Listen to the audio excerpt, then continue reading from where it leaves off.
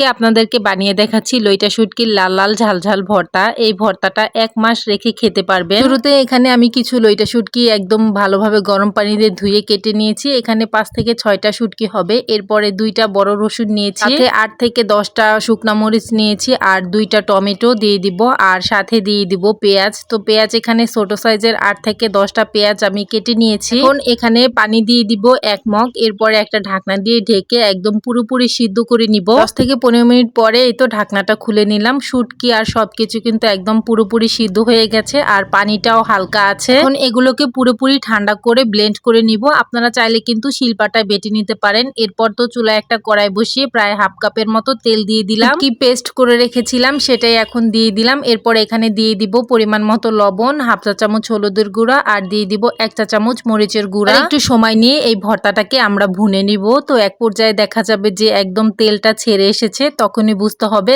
হয়ে গেছে। এই শুটকির ভর্তাটা আপনারা ফ্রিজে রেখে 1 মাস পর্যন্ত খেতে পারবেন। তো এই শুটকি ভর্তা দিয়ে গরম ভাতের সাথে খেতে কিন্তু অনেক বেশি মজা লাগে। ভিডিওটি ভালো লাগলে বাসায় তৈরি করবেন। আল্লাহ হাফেজ।